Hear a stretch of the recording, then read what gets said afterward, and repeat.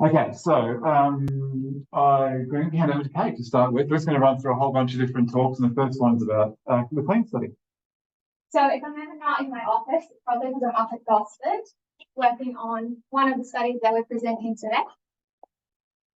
If you don't know me, I think everyone does, I'm Kate. Today I'm going to be talking about the cleaning and enhanced disinfection study.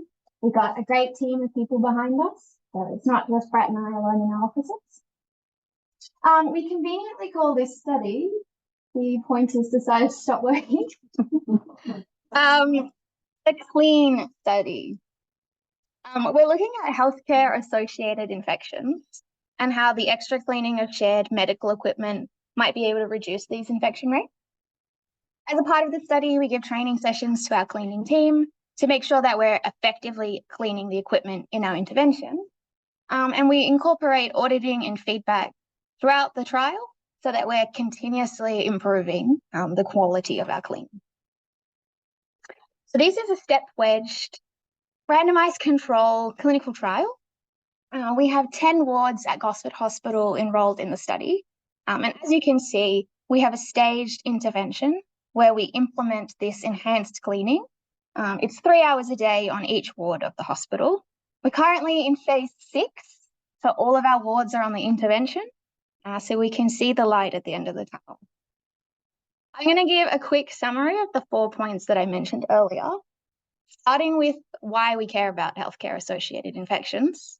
Over 170,000 Australians will get sick in our healthcare facilities every year, which equates to over 7,000 deaths each year. An interesting fact, this is 6.5 times higher than the Australian road toll last year, but it's not quite as reported in the media. But when we're talking about the extra cleaning of shared medical equipment, a lot of this will look familiar to you guys. And what they all have in common is that they're shared between multiple patients. So if one of these pieces of equipment is contaminated and not cleaned before being used by someone else, it has the potential to transmit these infectious pathogens. When we give our training sessions, we focus on these 5 principles of cleaning. And we try and keep it really simple by using these Clinell wipes, familiar to everyone here because we use them throughout the office and labs. So these are the 2-in-1 detergent and disinfectant. We can also use the sporicidal wipes for more activity against C. diff. So we use these on commodes or anything that's in bathrooms, just for that enhanced antimicrobial activity. And then finally, once a piece of equipment has been cleaned, we pop this green tag on it so that the staff know what items of equipment have been cleaned and what's ready to use. We monitor how effectively we're cleaning this equipment. The lovely Georgia uses these UV markers to tag pieces of equipment. We can shine our little torch over it to see that UV on the equipment once it's been cleaned. If we don't see that UV, we mark that as cleaned. And if we do still see that UV remaining, we record that as not being completely cleaned. That is just my very quick hot take on the clean study. If you have any questions, feel free to ask me after the talks. I will hand over to Maria. While Maria's coming up, where we're at with this study at the moment is we've got 5,000 participants so far, I think. 4.5. 4.5. Yeah. So we've got our sample size, which is good, and wrapping up in about a month's time. So there's some light at the end of the tunnel. There's been a few challenges we might share off the record. Well, thanks, Maria. Thanks. I think the plan is working. Oh, it's not working. It worked when I tried it again.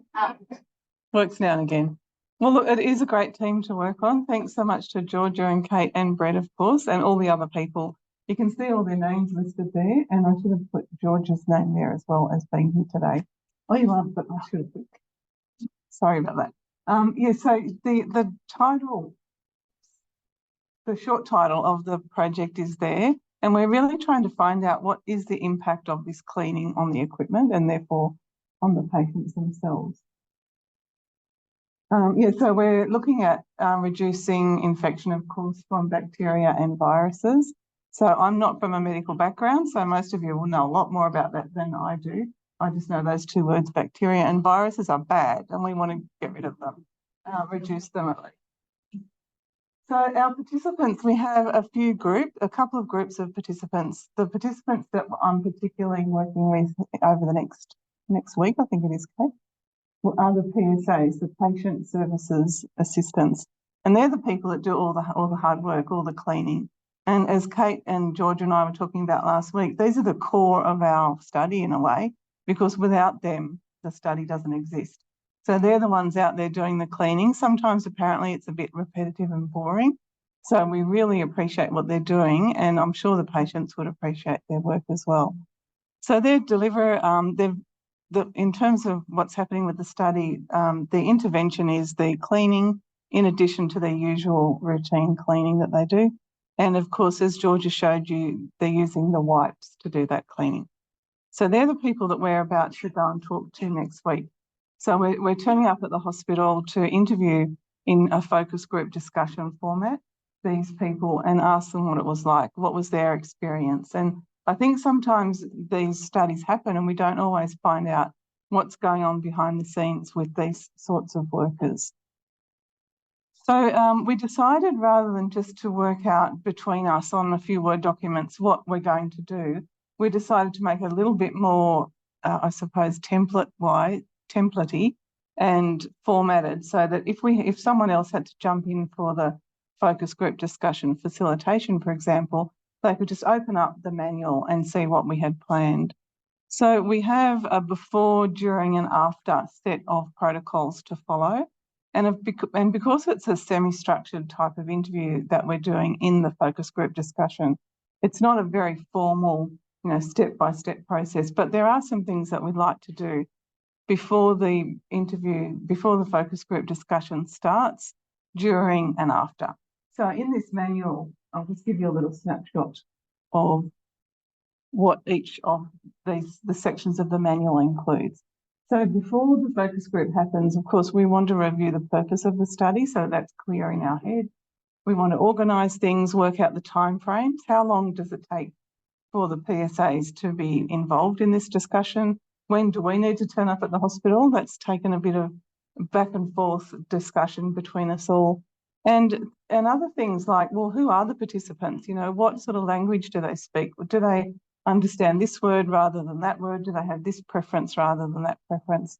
And how are we going to record them? How are we going to audio record them? So all of those details are in the before the focus group discussion in the manual. Then we get to the juicy part, the during the discussion, during the focus group discussion. And of course, we have some introductions. So we thank them for coming. We remind them how valuable they are in the discussion and in the study as a whole. And of course, we have consent issues. So, and in this early start of the interview, we just clarify briefly with the participants what the study's about, so that it really focuses the facilitator, but also the participant. We have some questions. So we have very broad ones to start. Then we get more and more specific, asking them what their experience was. And because we know, thanks to Georgia and Kate, that not all of the PSAs are going to be turning up for those focus group discussions. Some of them have left, some of them can't be there that day. We're also asking them questions like, if there were more people here today, what would they say? So we're trying to get the perceptions of the participants themselves as well as the people who are not there. And then, of course, at the end, we thank them and let them know where they'll be able to access the findings of the study in the future. And these are some of the examples of the questions that we'll pose to the PSAs. So you can see things like, please describe just the additional cleaning that was introduced. And if people are not that forward in sharing their ideas with us, we've also recorded in the interview manual some prompts, so we can, additional questions. How did you know if you're performing these cleaning tasks correctly? So what sort of feedback were they getting? And then at the end, as I mentioned, if other PSAs weren't there, what would they say to us here today? And after the focus group discussion, our manual reminds us what we should be doing. So things like how to transcribe the audio. So we're doing word for word transcription, how to clean up the data, how to analyse most importantly, and how to store the data at the end. And the next stage of the journey is that we're getting together with the PSAs next Thursday, later in the day, to actually have a chat to them. So we'll keep you tuned on that, on the outcomes of that. I think that's it, Fred. Thanks, Graham. And that seems to be It's a really big project, and so we can see little snippets of it as we go through. So George is now going to present another part of this project. Thanks, George. Lovely. Awesome. So as Brett told you, I'm Georgia. I'm a research assistant at Avondale. The project I'll be discussing is the Cleaning and Enhanced Disinfection Study. This is based in the ICU at Gosford Hospital. Obviously, it's a bit of a mouthful of a title, so we've changed it to the acronym, the iClean study. This study includes the UV audit and healthcare-acquired infection rate that are in Kate's study, the CLEAN study, but has more of a focus on multi-resistant organisms. And we look at these through environmental swabbing, bacterial culture, and whole genome sequencing. So as you know, there are many different kinds of antibiotics, and they have multiple mechanisms of action in order to kill bacteria. Bacteria, however, are clever, and they have been able to adapt to grow resistance to these mechanisms. With the emergence of these multi-resistant organisms, healthcare-acquired infections are becoming increasingly difficult to treat. So this is particularly evident in wards of the hospital like the ICU, where patients within these wards have often undergone invasive treatments such as intubation, intradrelling catheterization, or major surgery. So similar to CLEAN, the theory of bacterial transfer from a patient to shared medical equipment is the same. So a patient will be infected with an MRO bacteria. They'll then use a piece of shared medical equipment like this IV pole, and then the patient will be discharged. This bacteria is then able to survive on this piece of equipment, and if it's incorrectly or unclean, it'll be transferred to another patient, and now that patient is at risk of gaining an infection from that bacteria. So to determine whether the transmission of bacteria from patient 1 to 2 is occurring, we do environmental swabbing. So like Kate, we swab and audit just common shared medical equipment found on wards. However, in the ICU, we are also focused on door handles and shared patient areas, as the NUM within this ward has said that these are probably the highest risk for transmission of that kind of bacteria. So then the environmental samples that I take in the ICU, and then the nurse samples that are routinely taken in the ICU, are taken to the pathology lab at Gosford, where they're inoculated on MRO-sensitive plates. These are then grown at 24 to 48 hours for 35 degrees, at 35 degrees Celsius. So a few of the common MRO bacteria that we're looking for are up the top there in red. So following incubation, they'll either grow multi-resistant organisms or they won't. Obviously, for our project, we're only interested in those ones that do grow multi-resistant organisms, and they're frozen at -20 until they're sent away for whole genome sequencing. So we send away both environmental and patient positive samples for sequencing, and they return with this single nucleotide sequence. You can see down the bottom here in red, and should be able to see in green. There we go. And then we get these sequences and we match them up. So if they match, using this information alongside information we gain from the healthcare-acquired infection rate PPF, we're able to link the bacteria from that pole to the patient being infected in that ward.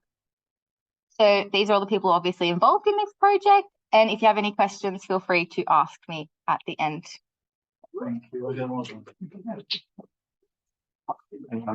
Thank you so much.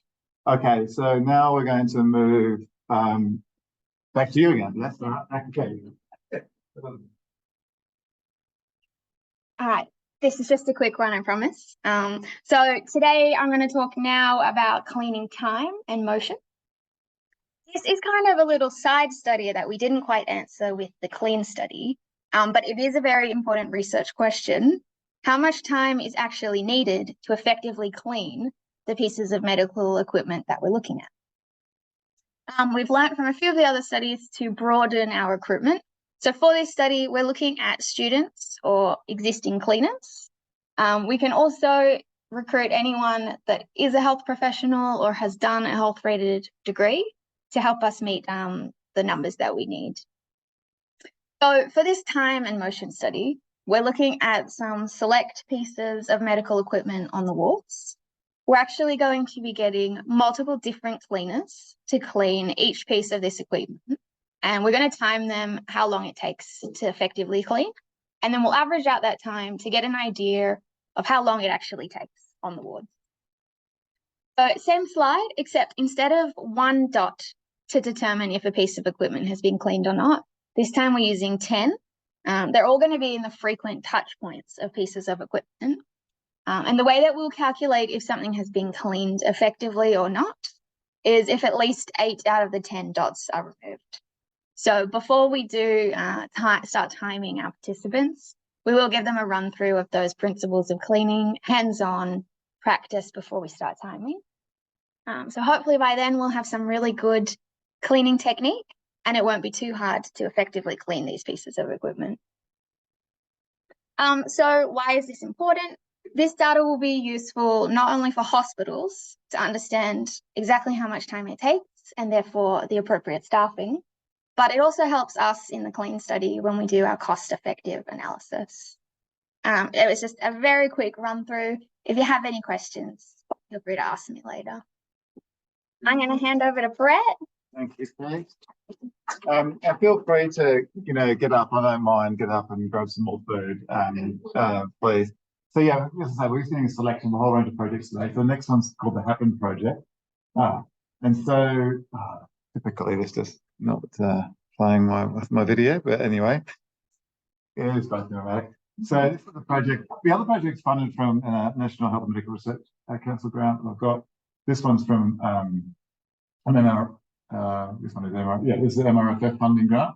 So you can see the team there and people from right across Australia. We've also got a lot of partners, professional partners on this, including Australian College of Nursing, Sigma, and various other groups. This piece of work is something I've been trying to do for a number of years, and it's about prevention of hospital-acquired pneumonia. So this is non-ventilator associated pneumonia. And this is sort of a snapshot of all the background work that's gone to the point of trying to get some funding. But the point of this study is that most common infections in hospital, there are generally two. One are urinary tract infections and the other is pneumonia. And pneumonia and both urinary tract infections have very little done about them in terms of understanding their burden, but also prevention. People with pneumonia are 8 times more likely to die in hospital, and they're also much more likely to use a lot more antibiotics and go to ICU.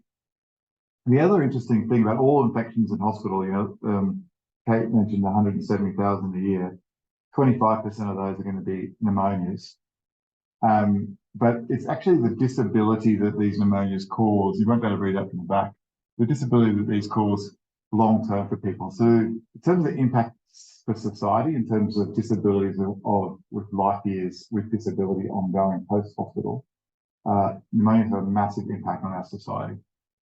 So that's why we want to do something about it. So what's the evidence for trying to prevent this pneumonia? Well, you'll see a little video here. This is sort of micro aspiration.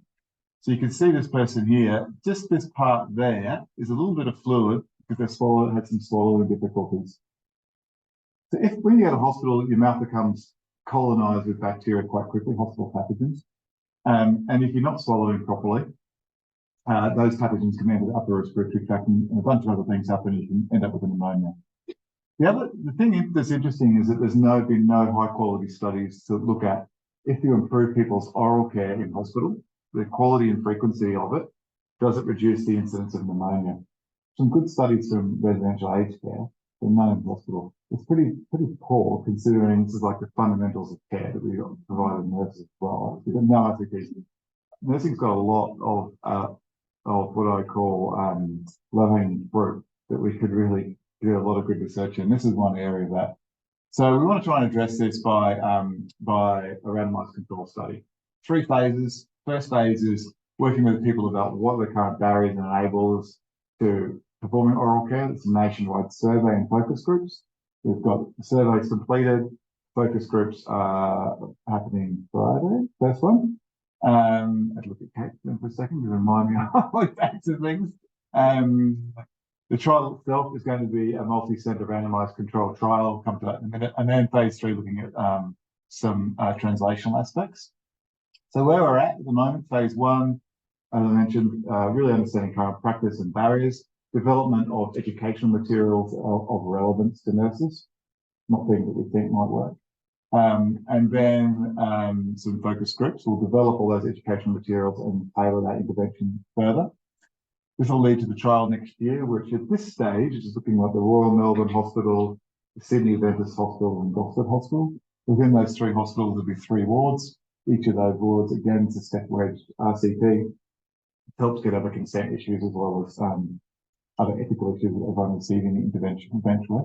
But everyone will start in a control phase, move to intervention. The intervention is improving the quality and frequency of oral care, and we're employing nurses directly to do that. So we're not just asking people to do more, and we're not asking, because all those studies in the past have failed because of that. They've been about the implementation side. How do you get people to do stuff? It doesn't work. We're not about that. So we actually trying to go one step back and say, if we put the resources in and we do oral care, does it actually make a difference to patient outcomes?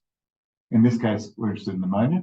We're also a whole bunch of secondary outcomes like extra length of stay in hospital, patients' experience of having pneumonia, their effect on quality of life, clinicians' experience, all those types of things as well. There's a summary of the intervention. Aiming for twice a day doesn't sound very much. Most people in hospitals don't get them now, they need them once a day. And when we talk, we've got a consumer group who's part of this. We asked consumers, I said to them, what do you think about all this? And they said, if we knew that just brushing your teeth in hospital would reduce the risk of pneumonia, if somebody told me that, I'd probably more likely to do it myself in hospital. Or ask them to help me if I can't. And this study at the moment, we're trying just about to get some ethics applications for the trial itself for next year, and hoping to get this kicked off middle of next year for the main RCT itself. So that's the HAPPEN study in a nutshell. All right, now I'm going to move on to Peter. So Peter couldn't be here today. And Peter,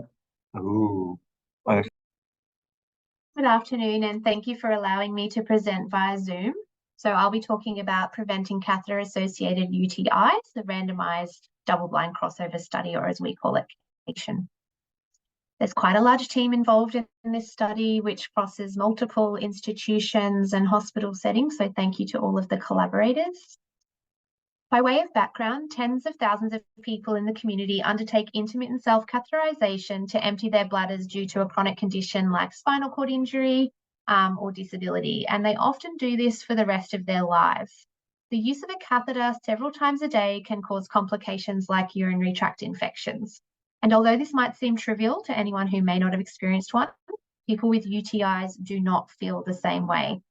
We know that in Australia, approximately 2% of all consultations relate to UTIs, indicating the significant health burden and cost this has.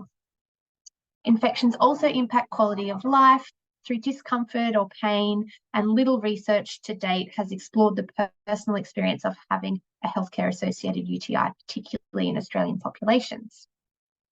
One theory associated with infection prevention is that cleaning the urethral area with an antiseptic wipe can prevent opportunistic bacteria from entering the urinary tract during catheter insertion.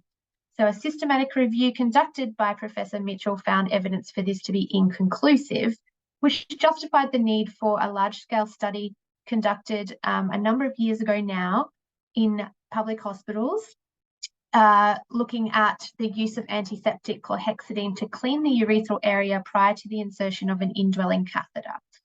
They found that this was associated with a 74% relative reduction in the incidence of catheter-associated UTI and a 94% relative reduction in bacteriuria.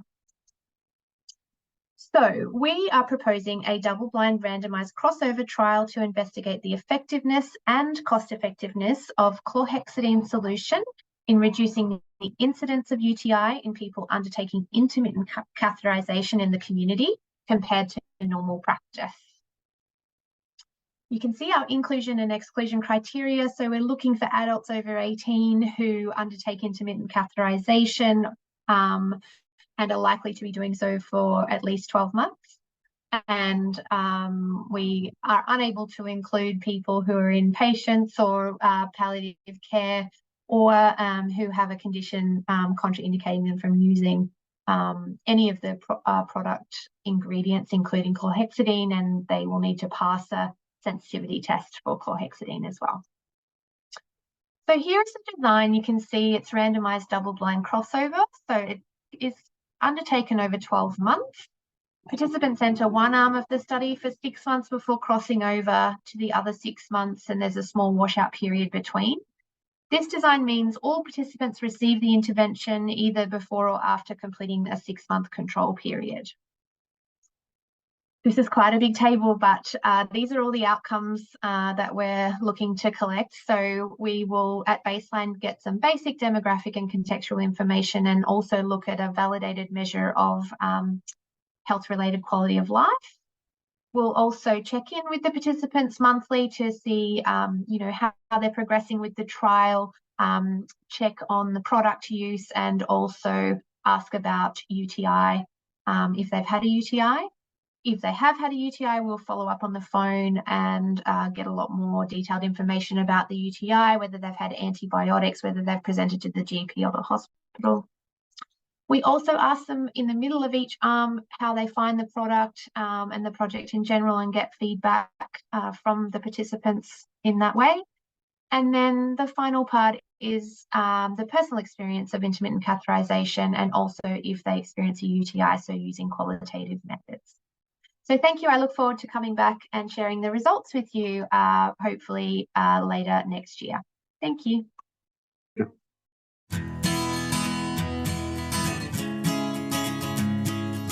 Did you know, out of all aged care facility residents around the world, at least 40% suffer from a respiratory infection every year? You may wonder, what is causing all this and how do you prevent them? Those are excellent questions. So, my study aims to see how air purifiers can help reduce respiratory infections caused by microorganisms such as coronavirus, RSV, and influenza in aged care facilities. This 6-month study uses air purifiers with high-efficiency particulate absorbing filters called HEPA filters that can suck in very minute particles and microorganisms in the rooms of randomly selected residents. Then the air is filtered out and released, completely free of any harmful impurities. 2 groups are utilized, with the experimental group receiving air purifiers with HEPA filters, while the placebo group gets those without HEPA. The groups will be swapped after 3 months.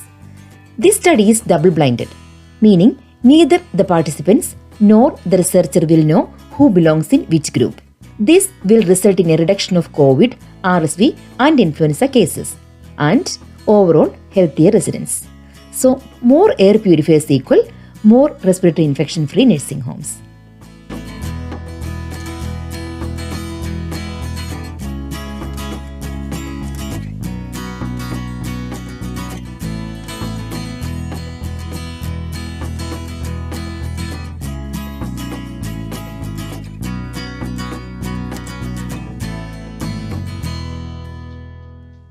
About 2 weeks left on that trial, so it's going to be a really exciting part as well. So early next year we'll have results from that trial, but Disney's done an excellent job with that. Oh yes, now it's me. So I'm going to talk about something we just did the other day, which has been a bit of a work in progress for a while, and it's the use of what's called accelerometer technology to measure whether hand hygiene has been performed. Now, for those who work in hospitals, they'll know hand hygiene is obviously important, but it's also monitored quite closely. And no one really believes the 90% hand hygiene bias that's stuck up on wards. Quite rightly so. I mean, I think it's 90% when someone's auditing you, and not 90% most of the time. So apart from the fact that that sort of Hawthorne effect, it's a very time-consuming process and doesn't actually address some of the probably other things that need to be thought about in terms of collecting data for hand hygiene. So I've been working with someone from industry for a number of years, and had this idea, and I said, look, if you ever get it off the ground, we'll try and get it tested for you. And lo and behold, a few years later, it has. So the idea of this technology, and this sort of includes Sonia's helped out and working on this as well, Hannah, and we had some stuff this recently. The idea of this is that there's technology within both dispensers and also within alcohol hand rub that mean it can determine when you've used one of those in real time, sends that to a local gateway, and that goes on a dashboard. So you can end up with real-time data on usage of soap and alcohol hand rub. Oops. So the actual thing itself, this is alcohol hand rub. It sort of sits inside here, so you can't actually see it, and it's only a few cents in terms of cost. So it's not a big cost. We can get moved to the next piece of either the next dispenser or soap that's used. So why are we doing this? Well, really the idea being to inform what's going on in wards in real time. So if you were to have an outbreak, and James here, so as an infection control person, if you've got an outbreak going on in a ward or some kind of issue, the first thing you're going to go is hand hygiene compliance decrease or increase? That's really hard to tell. It's hard to tell really quickly. With longitudinal real-time data, you could be able to quite easily see actually hand hygiene hasn't changed. It's probably not the intervention I need to be focusing on now. So provides that real-time information. We know what dispensers are empty anywhere in the hospital at any given point in time to be able to help with being those changing. And it reduces waste and improves logistics because you don't need as much in supply in storage if you have a good logistics flow based on flow. So there's some cost stuff related to that as well. So where we're at with this, just the other day, we set this experiment up in the lab at Lake Macquarie.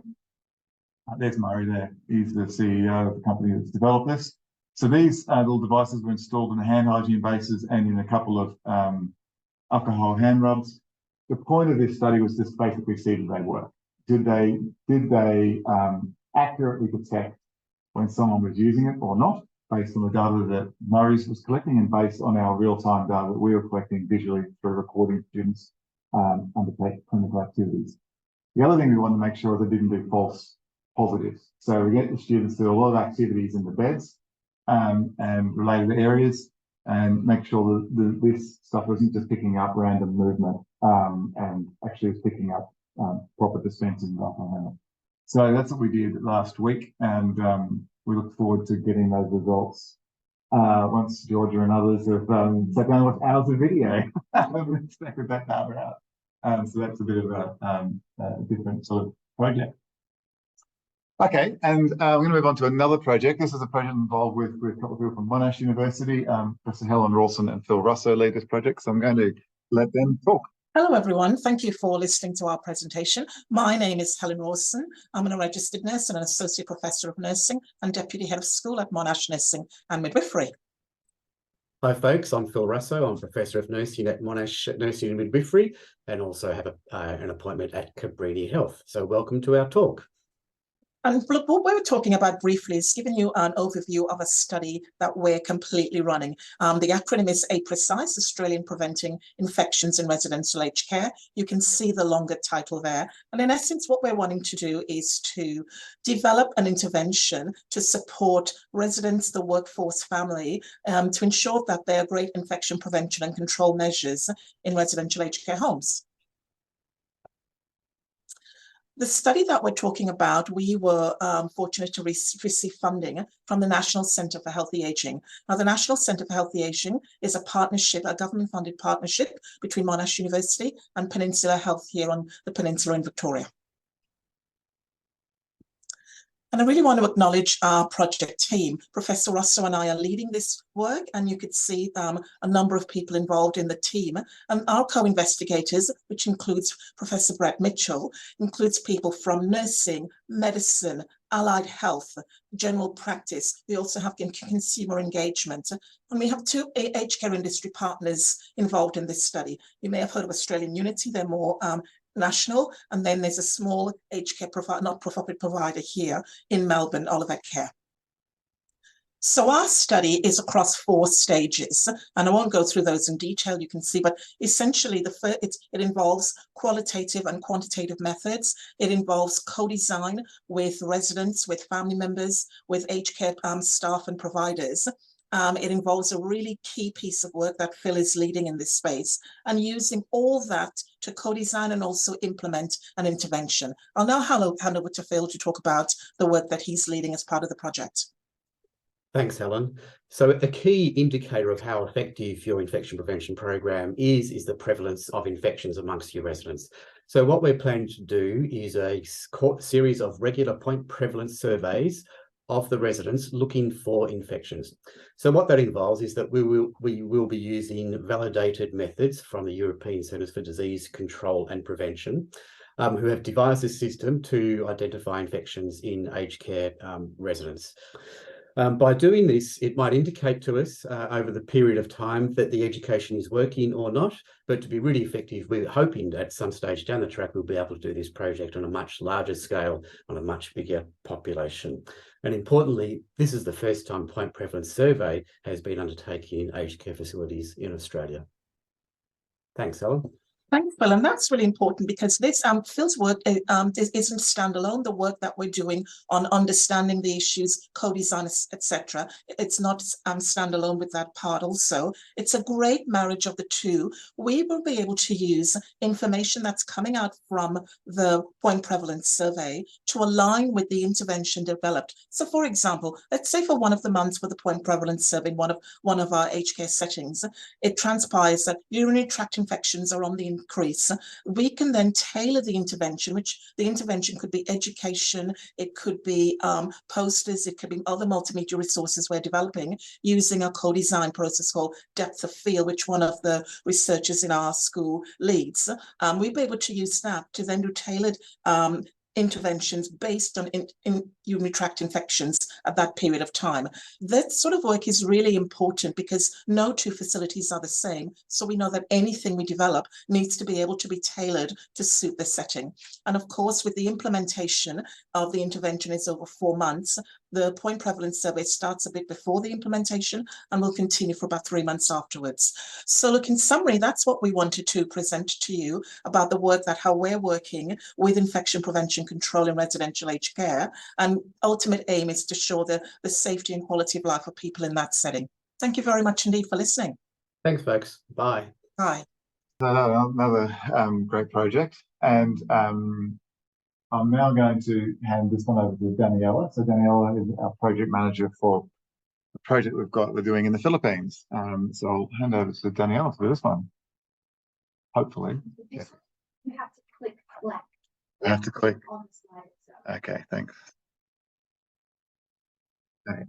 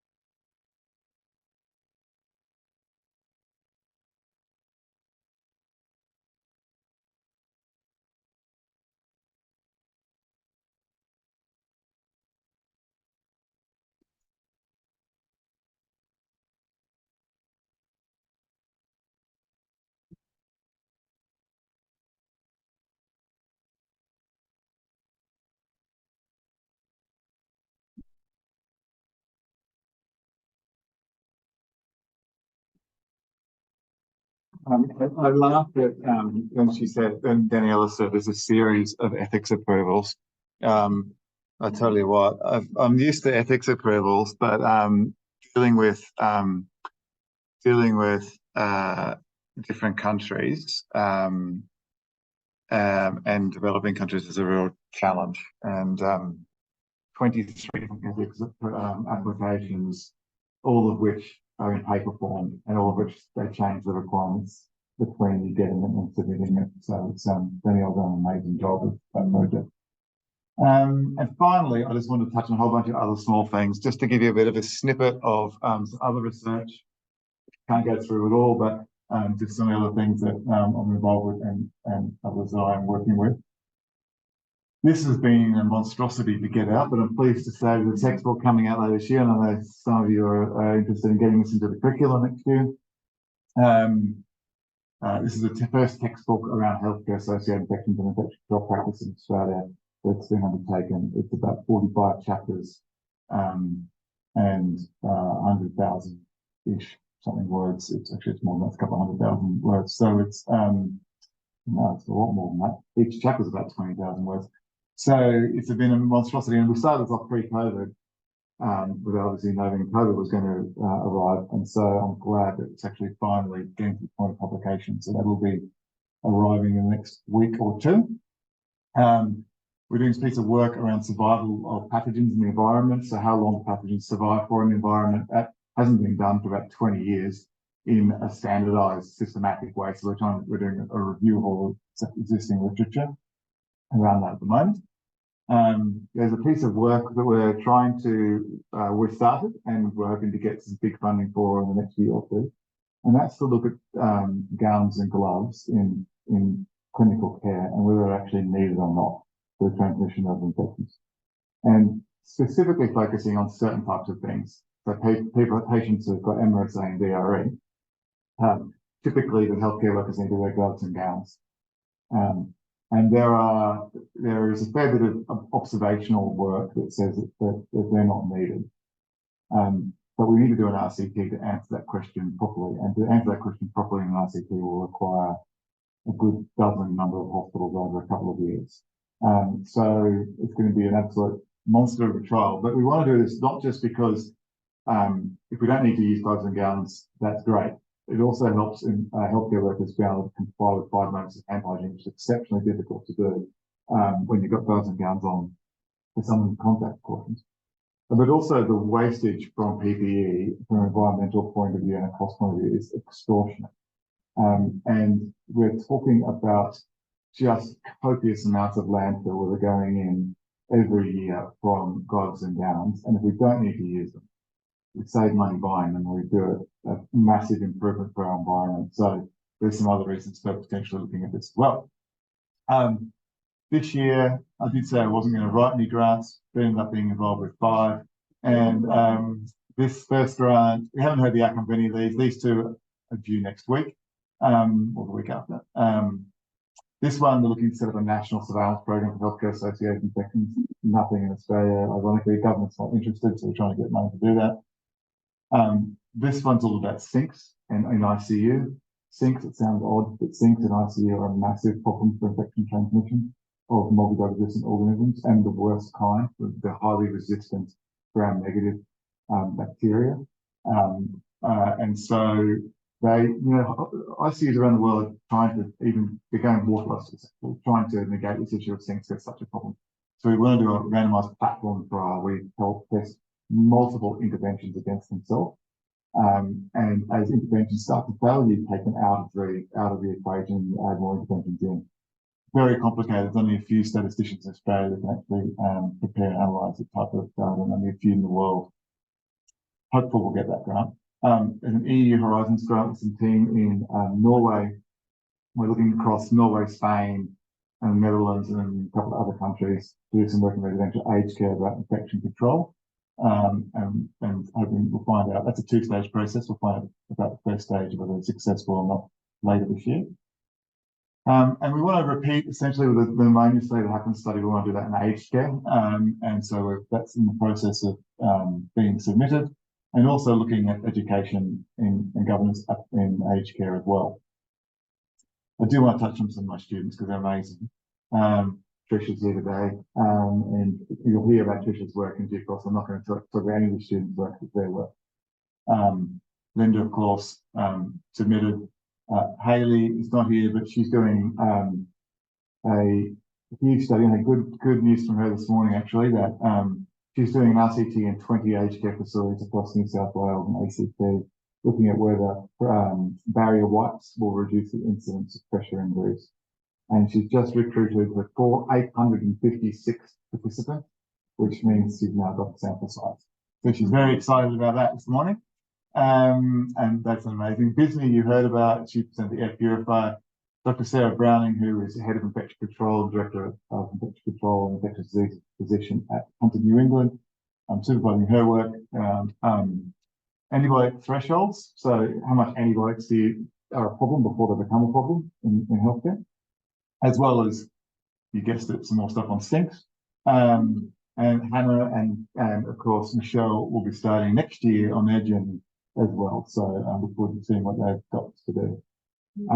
So I did promise it'll be a really rapid run through. I know it's taken a while, but I'm happy we'll hang around. I know probably still have to go, but we'll hang around and answer any questions, or if anyone's got any interest, we can hang around and answer those. So if you do need to go, feel free. But thanks so much for coming along and listening today. That's a little bit about what we're up to. So big thanks to Kate in particular and Georgia, who are an amazing part of this team. And I couldn't be doing any of this without their support. As you see, I'm struggling to know what I'm doing on a given day at the moment. So big thanks to them as well. So thank you. Yes.